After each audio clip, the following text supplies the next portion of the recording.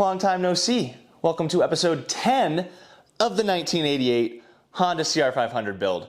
I took a little vacation. I was actually in Washington and British Columbia, spent some time on Vancouver Island and then mainland BC, riding mountain bikes for a week and a half with some good friends. I'll throw some photos and quick videos from the trip on screen. It was beautiful and a wonderful experience, but I really didn't film any of it. I kind of stepped away from the camera, took some time to just enjoy time with friends and time on my mountain bike, which I really don't do very often anymore. Kind of that trip every year is when I spend the most time on my mountain bike, and beyond that, I am mostly twist and throttle. Damn, dude.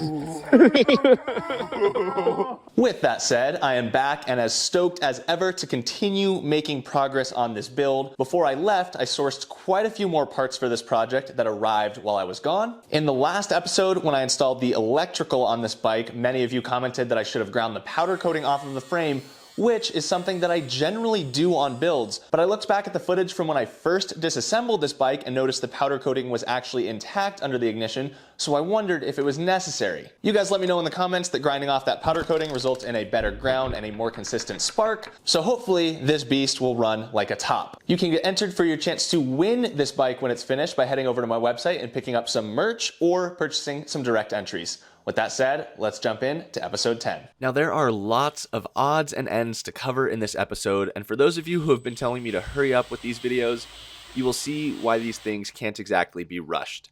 Starting with some small unexpected hiccups, which should be expected at this point.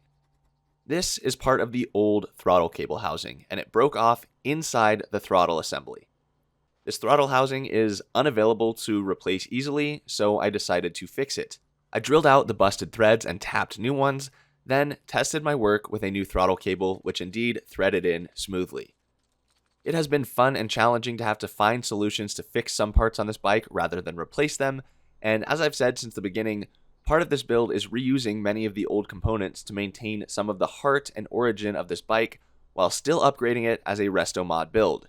It has been a fine balance and a careful selection of which parts to save and which parts to replace. I noticed during disassembly of the rear brake that the rear brake caliper mount was broken, and that is an example of a component where I sourced a replacement.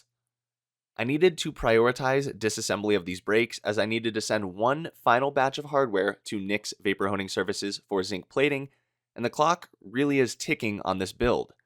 The last day to enter to win it is November 1st, and of course it needs to be finished and tested prior to then. I carefully laid out and organized each of the brake components, sorting what I had replacements for, which items needed to be refinished, and I ensured that my MxRevival kits matched up correctly. These components all need a little love. You can see this caliper guard is pretty well mangled, but I think is repairable. The rear master has 37 years of grime built up inside of it. The brake pedal has some rust and aggressive wear, but we will save that too. And this caliper had some notable damage as something had been rubbing where it shouldn't be for a long time. I also noticed the threads on the caliper where the caliper mount slides in were destroyed, and a quick search showed this caliper is also difficult to replace. Thus, I decided to fix it as well. For this task, I utilized a Healy coil, where I first drilled and tapped the hole to the appropriate size and then threaded the Healy coil in. I tested to ensure the threads work properly, and they do, so thankfully, this caliper will still get the job done. With that, I could shift to the front brake, which is actually a 2021 Honda CRF450 front brake from the 450 I bought from Monty that is becoming a 600cc two-stroke snow bike. Many of you have been asking about that project. It has been on hold, but will resume as soon as this 500 is done, with the goal of being ready to hit snow this winter. There were no issues with the front brake disassembly as it is only a few years old, and with that, I was able to organize my last batch of hardware to get sent out to Nick for zinc plating. With that hardware shipped out, I was actually getting pretty darn close to having every component refinished or repaired and ready for reassembly. Next up on the list was the airbox. Now, the airbox that came with this 88 is unusable. It is broken in multiple places, cracked, chipped, and it's not gonna cut it. Thankfully, a subscriber sent me another airbox that is in decent shape, so I will be using that one. Thanks, Danny. I disassembled the airbox, and the boots on each were rock hard and also unusable. While many components from these old bikes will stay intact for an impressive amount of time, it always seems to be the rubber pieces exposed to sunlight that get totally baked and should be replaced. Thankfully, there is a company manufacturing replica air boots for $125, so I bought one of those. Now here is what I believe is the last of my parts to refinish, which is incredibly exciting and marks a major milestone in the build. When things are done being torn apart and cleaned up and the task list becomes nothing but assembly, that is a really good feeling of progress. Note, these levers are both brand new, and while I love Rocky Mountain and Tusk, I don't want the Tusk branding on the brake lever for this bike. So they will get stripped and coated along with the rest of these components. The clutch lever has no branding and is already black, but I want them to be a perfect match. So I scrubbed the airbox and every other component to be refinished thoroughly in the sink, hit them with prime wheels, blasted them in the cabinet, and then Cerakoted them, and here is the result. I also want to give a big shout out to Prime MX once again. Haley and Nick are absolutely crushing it running that business, and I know Cam would be so proud of them. I'm grateful to continue with the opportunity to work with Prime, and if you want to support an incredible American-owned company run by two amazing people, go check them out and support. And now, here's a look at the before and after of these components. It is amazing what some thorough effort will do to bring old parts like this back to life. Now, along with those parts, I also sanded, blasted, and then Cerakoted the airbox as well.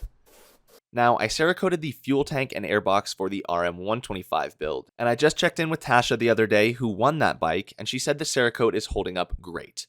So I've concluded it is a viable solution for plastics. But I didn't prep this airbox well enough. It still shows a lot of imperfections and scratches, so I'm going to do this one again. Next up were the radiators. And boy, have these things been living rent-free in my head.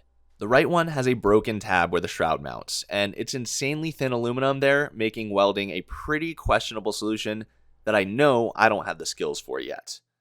When I searched for replacement radiators online, they're all broken in the same place, which made me think maybe OEM isn't the best radiator option this time around. I made the decision to buy a set of aftermarket radiators, which I was certainly on the fence about, but I coated them up as well to match the OEM black and went to install.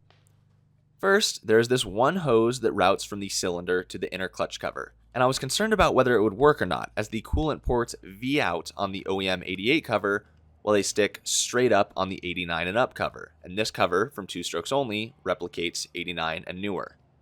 That said, I was able to carefully rotate the hose to a position where it was not pinched and would allow coolant to flow freely. I installed new rubber bushings along with the spacers that I had cleaned up with prime wheels, and the right radiator installed without any issues at all. And then came the left.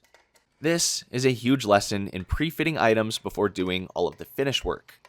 The bottom coolant port on the left radiator was located totally incorrectly from OEM and contacted the cylinder, leaving no room to actually install the radiator hose. This was a shame to discover, and while I attempted to bend this, I knew it wouldn't work, as I had already tried this on the RM125 build with a similar issue on an aftermarket radiator. Thus, I weighed my options and decided to try and move it. I cut the outlet off and then made a decision I knew there was a possibility of regretting.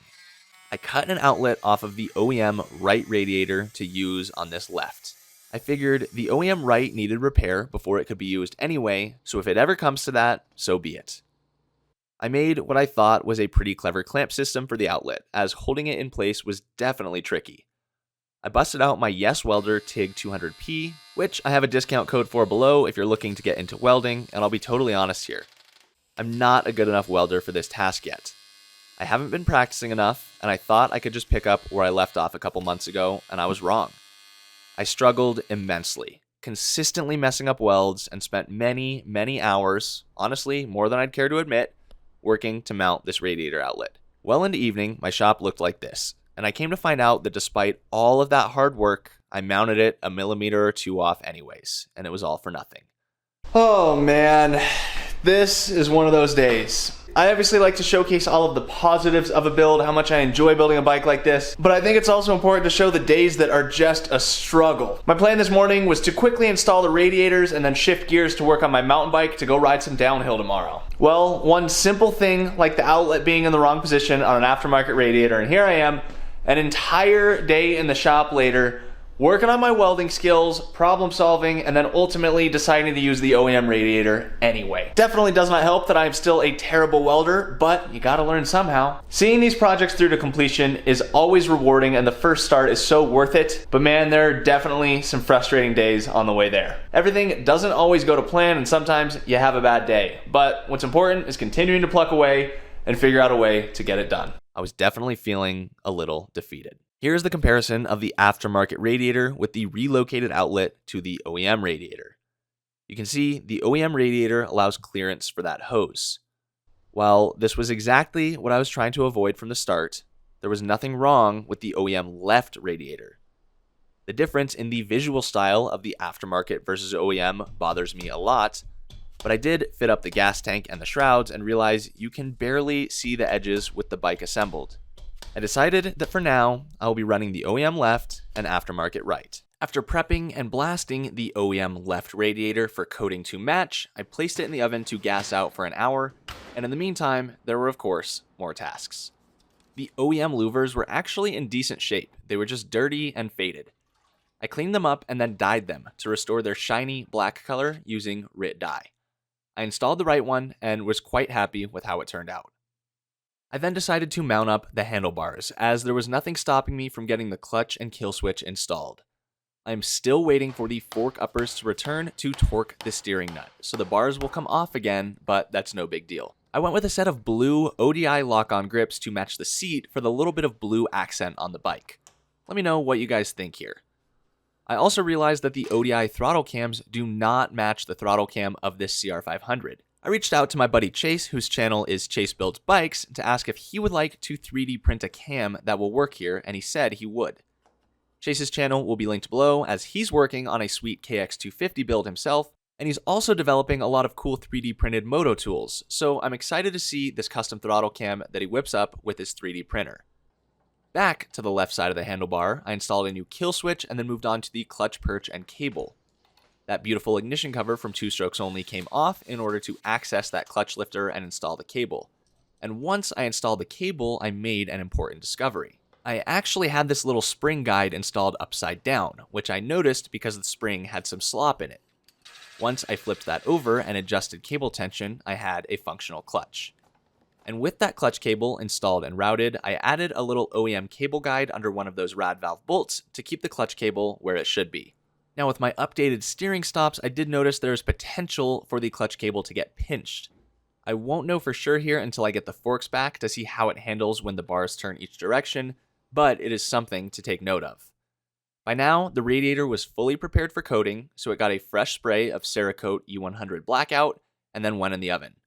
During the curing time, I finished off the seat as I finally cleaned up the seat mounting brackets and ordered new OEM rubber dampers. As again, the rubber under the seat was hard as a rock and needed to be replaced. I spent some time flushing out the gas tank to ensure there was no debris in there, as if you've watched the whole series, you know this tank went through a 15+ hour refinishing process, which resulted in a big mess. With the tank flushed, I reinstalled the tank mounting brackets as well as a brand new OEM petcock. Yes, you can see the bottom of the tank still is not perfect. I truly did my best here, and honestly, I'm very proud of the outcome considering the starting point I was working with. And to top off this fuel tank, a brand new custom etched gas cap from Fathead Racing.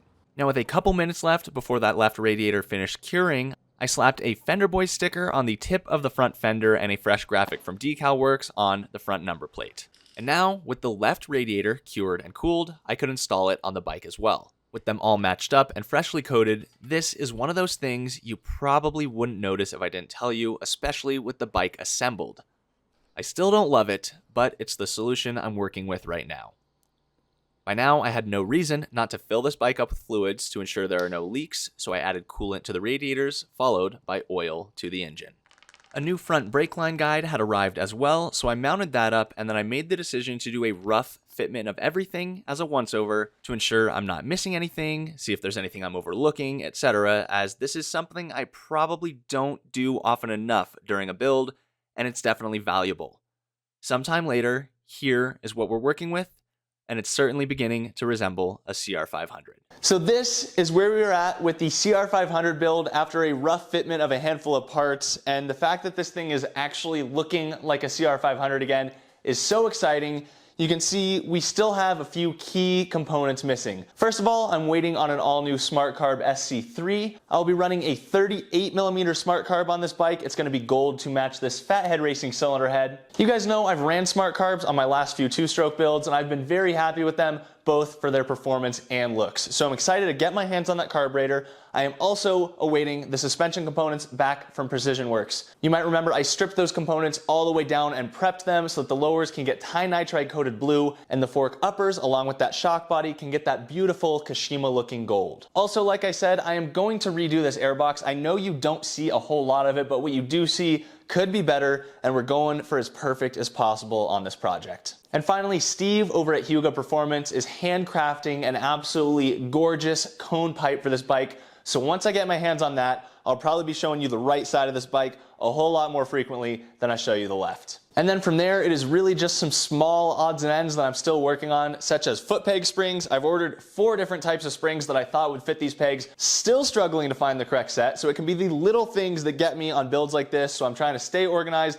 and maintain my list of what is left to do. These are all new plastics on this bike, and all of them match perfectly except for the shrouds. These are a little bit of a funky material and they're kind of coarse, but I do believe I can make them match perfectly by polishing them using the same method I did on the fuel tank. So while this CR500 is indeed getting awfully close to the first start, there's still quite a bit on the list. I had a couple people ask if episode 10 was going to be the final episode, and we're not quite there yet, but we will be soon. And guys, I will not be keeping this CR500 for myself when it's finished. One of you is going to win it, and I cannot wait to meet who that person is. You can get yourself entered to win over on my website. I appreciate every one of you who has entered for your chance to win so far. It is what makes these builds and these videos possible. Let me know in the comments below what you thought of the progress in this episode. Let me know if you liked or didn't like some of the solutions or how you would have done things differently. Don't be too mean to me. I do cry sometimes. No, but actually, for every one negative comment on this channel, I think there's about 100 positive ones, which really does mean a lot. The overwhelming support with quality suggestions for how I can do things better, solutions I might not have thought of, and things that you guys catch in these videos that I might not have noticed at the time is truly amazing, and it's really fun to get to build these bikes along with you guys. All